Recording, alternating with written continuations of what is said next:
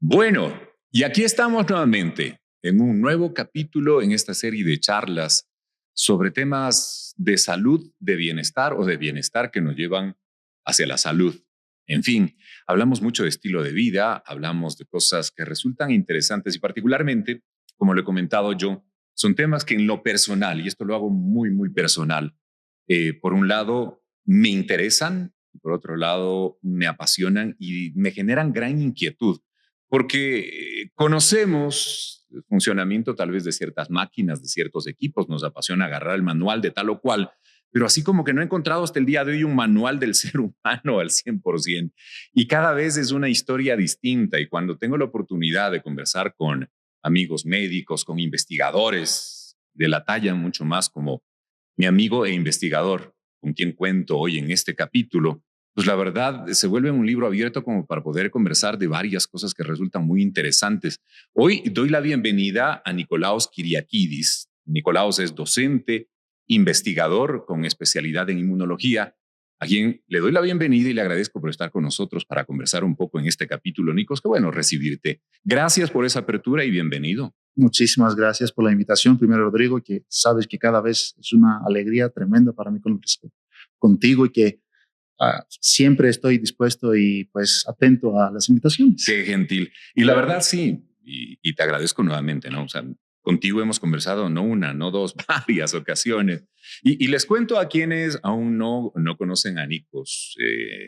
Nicolaos es una persona, un profesional con quien tuve la oportunidad de contactar, particularmente en 2020. 2020 fue cuando empezamos a conversar con Nicolaos en una serie de entrevistas y siempre lo reconozco y agradezco porque fue un referente marcándonos una pauta y un norte sobre acciones y situaciones que se iban dando en el mundo en aquel momento, en la pandemia, temporada tan complicada, en la cual la información era tan escasa, pero tan escasa, que la poca que había era necesario trasladar a la gente, un sí o sí, pero de una forma digerible, hacerle masticable para que nosotros logremos comprender algo que nos abocaba en ese momento y que era definitivamente muy, muy complejo. Era una pandemia. O sea, muchos de nosotros, por no decir todos, no habíamos vivido una pandemia, pero necesitábamos un norte que nos daba la ciencia.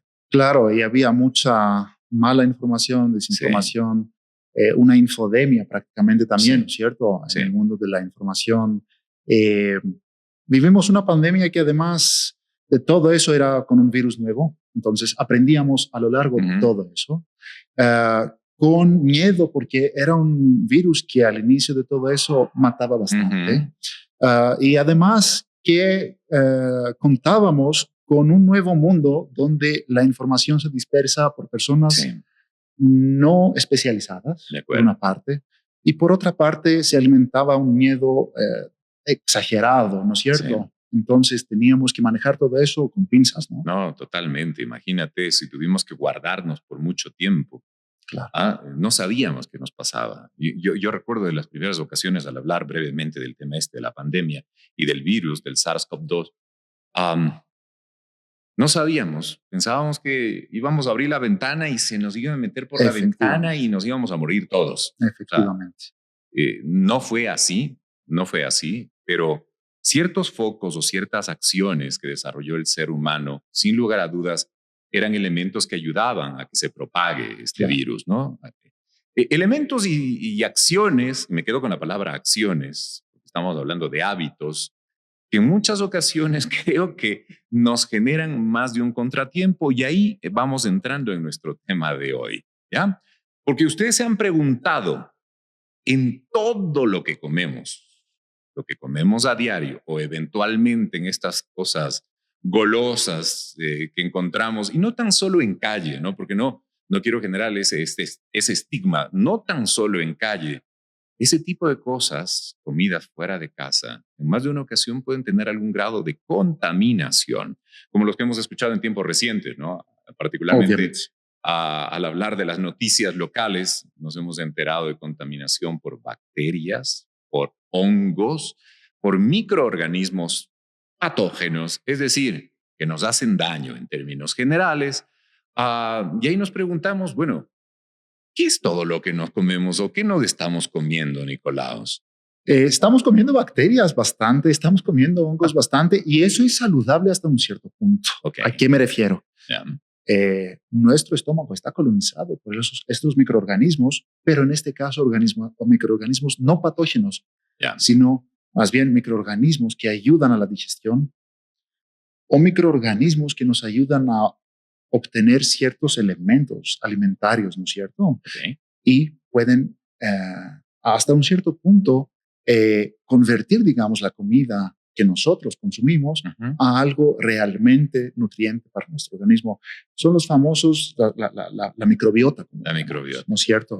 Que hoy por hoy es un punto muy hot, muy caliente de la investigación, porque resulta que es uno de los marcos más importantes, digamos, para tener un sistema inmunitario, un organismo saludable. Okay. Eso es importante. Entonces, obviamente, con la leche comemos bastante microbios, ¿no es cierto? Pero microbios en el sentido no patogénicos, sino comensales, como se los llama. Convivimos con ellos y nosotros les proporcionamos ciertas cosas, y estos microorganismos a nuestro sistema también nos proporcionan ciertas cosas beneficiosas. Estos habitan en nuestro organismo también. Estos habitan, colonizan nuestro intestino. O sea, no son los malos, esos son los buenos, digamos. Deben estar por allá, exactamente. Comensales, para contrastarlos con los patogénicos. Como mencionaste, es excelente lo que dijiste. Es decir, hay, para utilizar la misma palabra, el mismo término, generan patología, generan enfermedad. Ahí hablamos entonces de cosas que podemos encontrar en comida mal cocinada, mal procesada, pasada de su tiempo, mal guardada, mal lavada, o lavada no de manera muy rigurosa. Ahí sí que podemos encontrar patógenos, o más bien microorganismos de mismo tipo, es decir, bacterias también, hongos, como mencionaste, es muy correcto, parásitos. Acá en Ecuador hay bastante parásito que no hay en otras ciudades o en otros países, mejor dicho, del mundo occidental. Entonces, ¿Y por qué no hay? ¿Por algún tema en particular, o es tema cultural, o son normas de higiene en términos generales, o por qué no? Una combinación de todo, realmente. Es decir, tiene que ver con la higiene, por una parte, tiene que ver con el tema que son endémicos, por otra parte, o más bien los beneficia el clima de Ecuador. Y conocemos nosotros que en Ecuador hay una biodiversidad enorme que no se encuentra en otro punto del planeta.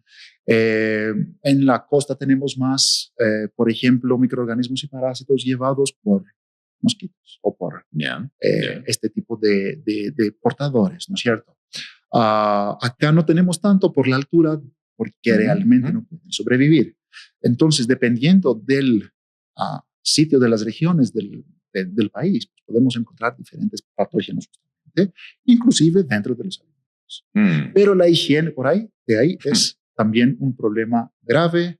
El modo de preparar es un problema grave, y también la comida callejera tiene sus riesgos siempre y cuando no esté bien preparada, porque esto de estigmatizar es muy importante y delicado. Sí, no, sin lugar a dudas. O sea, no es la idea, ¿no? Bajo ningún concepto.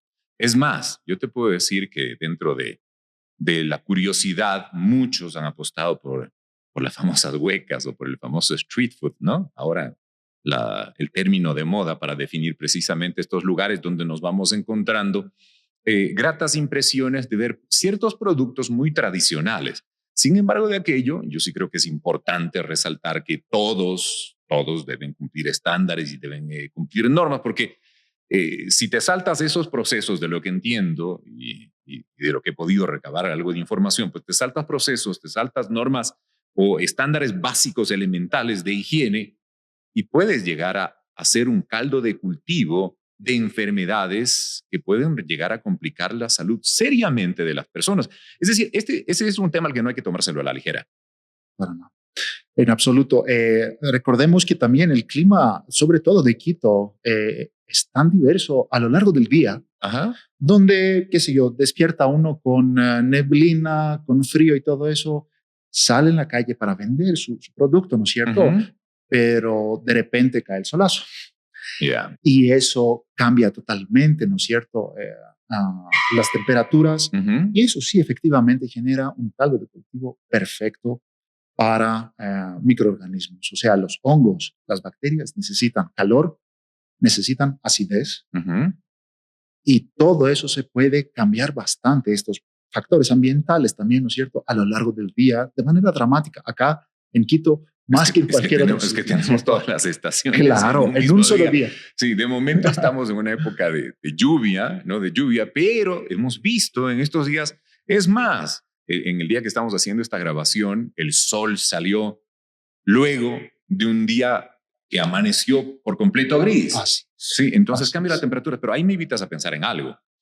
Es decir, hay que conservar la comida en cierto nivel de refrigeración para que no tener un inconveniente, lo que de alguna forma nos invita a pensar que ciertos lugares donde vemos comida que no tiene refrigeración, ya dentro de nosotros podríamos estar pensando en qué deberíamos hacer respecto a la conducta de consumir o no. Efectivamente. Okay. Además, en la gastronomía, por ejemplo, las escuelas de gastronomía, una de las medidas que enseñan, ¿no es cierto?, necesario lavado de manos. No sé, una persona un vendedor, por ejemplo, callejero, ¿qué tan frecuente tiene el acceso en, qué sé yo, baños, por ejemplo, para lavar sus manos o algo así? Es muchísimo, entonces, más importante fijarnos en ciertas cosas que son indicios, no realmente nos sugieren un 100% de pérdida de riesgo, ¿no es cierto? Pero ciertos indicios, o sea, tal vez tiene guantes, es muchísimo más probable que se cuida, ¿no es cierto? Tiene cierta refrigeración, este es un buen indicio que realmente lo toma más en serio. Tiene el pelo tal vez, tiene una red, por ejemplo, con algo para protegerse de tener pelo, o sea, de que se caiga el pelo, por ejemplo, en la comida. Y sabemos que en restaurantes y todo eso es importantísimo, hay que las personas que preparan la comida, ¿no es cierto? Pues los chefs y todo eso deben estar vacunados realmente frente a algunas cosas. O sea, por ejemplo, hepatitis A es una... Bioseguridad le llaman eso, creo, ¿verdad? Entonces, son cosas que uno debe tomar en cuenta sin quitar lo que dijiste antes, que es muy, muy real. O sea, yo he escuchado de varias veces que la comida callejera es la más deliciosa que han probado en la vida. Sin duda. Eso no lo dudo, ¿no? Claro, no, pero el punto es hasta dónde podemos ceder en ese ímpetu, ¿no es cierto? Y no mirar condiciones mínimas elementales y hasta dónde decimos, bueno, sí, que la salud vaya en segundo lugar. Yo te digo, ¿no? Y también en ocasiones a uno le da ganas de aventurarse, pero si te frenas un poco y quieres identificar por lo menos esas condiciones mínimas de salubridad, de higiene. Pero si ya me estás hablando, uno, piensen en refrigeración. Dos, me estás hablando de agua corriente, ¿no es cierto? Agua corriente, tener la disposición. Y en términos generales no se ve pues precisamente eso. Agua corriente que nos permita tener esas posibilidades del lavado mínimos, de baterías sanitarias cerca. Pero me dijiste donde no llegue ni un cabello, pero si vemos que hasta te puede venir el humo del bus que pasó soplándote por al lado, entonces como que ya vamos perfilando mejor lo que sí y lo que no deberíamos estar consumiendo. Yo ahí te quiero hacer una pregunta, Neikos. Y no importa que nos vengan los términos técnicos que los manejan con rigor ustedes, pero sí me gustaría conocer cuántos miembros de la jungla, ¿sí?, microbiana podrían estar habitando en estos potajes que podríamos estar ingiriendo, por ejemplo, los que han sido cuestionados particularmente. Millones, miles de millones, ¿no es cierto? ¿Nos puedes dar así unos con nombre buenos y malos, como les dije, ¿no es cierto? Exacto. Les voy a decir los malos, porque el lactobacillus y estas cosas son las cosas buenas que hasta a veces vamos a la farmacia y los compramos porque tuvimos, qué sé yo, diarreas, porque tuvimos vómitos y algo así. Y necesitamos repoblar o colonizar, digamos, nuestro estómago. Y eso es importante. O sea, estos también son microorganismos, pero son de los buenos, de los comensales, como llamamos, los beneficiosos. Pero de ahí, si tenemos Escherichia coli, si tenemos Staphylococcus aureus, si tenemos Shigella o este tipo de bacterias, hongos que pueden generar histoplasmosis. Estoy mencionando algunas de las más salmonelas. Una salmonela. Ay, Diosito, brucelas en los lácteos. Estas son bacterias y hongos que son extremadamente difíciles en erradicar. se necesitan a veces para las bacterias ciertos esquemas y cócteles prácticamente de antibióticos súper fuertes y largos a veces. Con las consecuencias, estos fármacos no son así nomás y lamentablemente este es un tema muy importante, la automedicación. Es otro tema tremendo, enorme, ¿no? Claro. Acá en el país y en varios países. Pero de ahí también podemos generar o impulsar, digamos, a que se produzcan cepas multiresistentes. Ese es el problema del uso de antibióticos. Automedicación. Con el uso de los antibióticos. Efectivamente. O sea, es un uso indebido, ¿no? Porque siempre se habla del uso de antibióticos única y exclusivamente bajo prescripción médica. Y en ocasiones incluso el médico te dice, bueno, en este caso en particular vamos a tener que hacer un cultivo porque ya vamos encontrando las resistencias, no podemos ayudarte, etcétera, etcétera. Entonces yo creo que de entrada podemos hacer el buen ejercicio, más bien nos evitamos de ese mal momento y vamos generando esa consulta muy, pero muy necesaria. Pero ahí viene otra inquietud y esta es una que no puedo dejar de manifestarla. Hay gente que puede decir, puede estar pensando, miren, ustedes jóvenes de estados de salud delicados, de estómagos delicados, que les sucede absolutamente todo. Yo como de todo y no me pasa nada. Escucho esos discursos también, ¿verdad? Y lo escuchamos en muchas ocasiones en entornos cercanos, cuando a uno alguna comida, tal vez de calle, y ni siquiera de calle, sino tal vez simple y sencillamente mal preparada, ¿sí? O con algún tipo de contaminación, nos cae mal, nos cae pésimo. Claro. Pero a otra persona como que no ha pasado absolutamente nada y dice, no, tú tienes el problema, tú tienes algún problema y el problema es tuyo, no de los alimentos que ahora se consumieron. ¿Dónde está el problema? El problema primero es multifacético. Tiene que ver si realmente nuestro estómago está bien colonizado con estos microorganismos beneficiosos para poder digerir lo que comemos. Tiene que ver con el hecho, tal vez tuvimos suerte o tuvimos buen, digamos, criterio y nos fuimos en un vendedor, por ejemplo, y que cumple con ciertas características y criterios de higiene. O sea, primero que hicimos bien el deber para empezar. También pudo haber pasado eso. Importantísimo. Okay. Segundo, tener una buena genética, tener un buen estado del estómago, del sistema inmunitario, todo eso. Pero regresamos al problema que hubo bastante también y lo vimos y lo mencionamos tú y yo, porque justamente fue algo que toda la ciudadanía lo vivió a lo largo de la pandemia. Habían personas que decían, ay, yo estuve con COVID y no me pasó nada. O una tos y 2 mocos y ya. Pero hubo tantas personas que se murieron. Por otra parte. No, yo fui una de las personas que estuvo en situación delicada, complicada. Claro, mientras otras personas y en mi mismo entorno familiar, pues se la pasaron mucho más ligero. Sí. Y eres una persona súper saludable, eres una persona que hace su ejercicio bastante, ¿no es cierto? Me gusta, claro. Eres una persona joven, eres una persona con buenos indicadores e indicios, que sin embargo le pasó mal. Entonces, no es que podemos ver a una persona y decir, claro, no, usted está condenado, usted va a comer esto y ya le va a caer mal. Efectivamente. Okay. Hay varios abuelitos y abuelitas de 100 años, 90 años que sobrevivieron, que era una población vulnerable, ¿no es cierto? Sí. Y se murieron personas de 20 y de 30 años, por otra parte. Era más escaso, claro, en términos de frecuencia, es muchísimo más vulnerable a la población anciana, ¿no es cierto? Pero habían estos casos. Y no tan esporádicos. Eso, entonces, significa que si bien tenemos factores de riesgo, no podemos absolutamente decir, esta persona le va a ir bien, a esta persona le va a ir mal. Okay. Y regresamos a tu pregunta ahorita para trasladarla, claro, ¿no es cierto? O traducirla en lo que me preguntaste. No sabemos el estado inmunológico de una persona.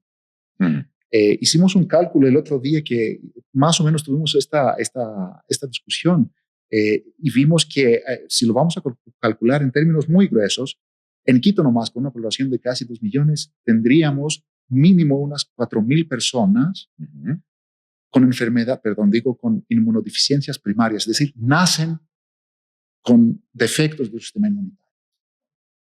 A ellos, obviamente. Levantaron información respecto a ese tema, me parece valiosísimo. ¿Eh? Sí. Y eso habla solo de las personas con problemas genéticos. Claro. Okay. No hablamos de personas con un cáncer, no hablamos de personas con SIDA, no hablamos de personas inmunodeprimidos con, ¿cómo se llaman? Inmunodeficiencias secundarias, es decir, que las adquirieron a lo largo de su vida, sino nacieron con ellas, estos 4,000, solo en Quito. A estas personas obviamente no les va a impactar o no les va a afectar tan levemente lo mismo una comida mala que a una persona con un sistema inmunocompetente. Pero como dijimos, eso no lo conocemos necesariamente de antemano, qué tan afectado está uno o qué tan fuerte está uno. Yeah. Por lo tanto, es importante todos estar más prudentes, todos buscar estos criterios, sin tener, digamos, ¿no es cierto?, ni una certeza, pero tampoco una incertidumbre al 100% de que esta comida me va a hacer daño o me va a caer muy bien, por otra parte. Pero ya discutimos algunos criterios que son indicadores buenos, digamos, de cumplimiento de ciertas medidas de higiene. Normas básicas, ¿no? A las que estamos invitados todos a cumplirlas. Si no queremos tener novedades ahí en el camino. Y si tomamos el riesgo también, saber que ese riesgo puede traer una consecuencia. Mira, lo hablábamos y por eso relacionado con el tema COVID hace un rato atrás, porque tú bien lo explicabas, recuerdo igual, dentro de las normas primeras, fue el tema de, en primer lugar, recuerdo, era aislamiento, distanciamiento, el no contacto, pero dentro de aquello eran unas normas pero tan sencillas como que lavado de manos recurrente, frecuente, en ese momento también uso de gel, alcohol, la mascarilla, como unas barreras, ¿no? Esa era la palabra que quería encontrar, barreras que nos permitan estar a cierta distancia precisamente de ese hecho que nos puede resultar muy, pero muy incómodo. Ahora, en este caso, tenemos nosotros la oportunidad de tomar la decisión o no, porque no es que nos están dando la cucharita en la boca. O sea, nosotros tomamos la decisión o no la tomamos. O sea, puede ser una decisión acertada o no. Y el riesgo nos lo estamos jugando. Pero yo creo que es importante, mira, conocer de estos temas, hablarlos, entenderlos. Y como digo, sin generar estigma alguno, pero sí ser súper claros en que riesgo es indiscutible y puede existir, ¿no? Puede existir. Pero quien toma la decisión en último término, pues, claro, es uno, ¿no? Evaluando. En cualquier restaurante puede existir este riesgo, ¿no es cierto? Sí, pero es muchísimo más minimizado. Quiero pensar, ¿no es cierto? Por los controles que existen. Claro. Por cómo sí, en los casa mismos dueños, puede pasar. En casa nos puede pasar, claro. Podemos no cocinar algo o tener una comida que lleva algunos días, inclusive dentro de la refri, ¿no es cierto? Okay. Pero ya ha pasado de su fecha de caducidad, por ejemplo, y nos pasamos, o una leche, por ejemplo, que no vimos bien la fecha de caducidad, se ha pasado unos pocos días y después nos hace daño al estómago. Puede pasar con nosotros inclusive. Por eso regresamos al no estigmatizar, pero tener una prudencia, digamos, de sentido común nomás, ¿no es cierto? Eso es lo más importante. A mí, cuando veo estos jugos, por ejemplo, que están en la calle, por debajo del sol, en una botella, sin absolutamente ninguna marca, algo así, y se han quedado, como dijimos, con acidez porque son jugos, ¿no es cierto? De naranja, de lo que sea, pero es algo ácido. Y todo el día afuera. En botellas, no sé si están bien lavadas o no.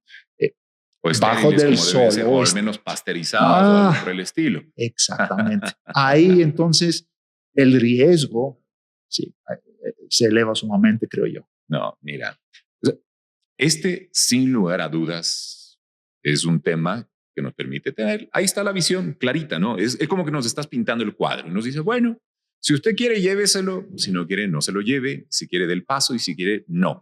Lo importante y la idea, precisamente con estos aportes de estos especialistas tan valiosos, es precisamente que ustedes pues vayan tomando las decisiones acorde a cómo vayan pensando que deberían continuar sus acciones en la vida cotidiana. Por eso es que estamos hablando de salud, estamos hablando de bienestar. Nikos, yo quiero agradecerte nuevamente por haber tenido la oportunidad de conversar contigo de este tema y saber qué es lo que comemos. Más allá del producto que vemos, lo que podríamos, o esa jungla que podría venir de la mano también de esos elementos que nos pueden resultar muy agradables, pero que también hay que tener mucho cuidado en el amplio sentido de la palabra y, como bien lo dijimos, en casa, en cualquier lugar donde estemos, de saber lo que nos vamos a comer.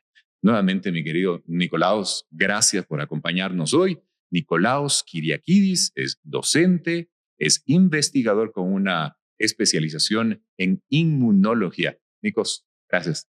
Qué placer, otra vez ahí. ¿Te sentiste bien? Pasó muy rápido. Huele el tiempo, ¿no? Me quedé con más ganas de conversar. Mira, y la verdad que bueno. Sí, o sea, se nos va el tiempo volando, pero que sea la primera de varias. Perfecto. ¿Sí? Eso me parece perfecto. Buen plan.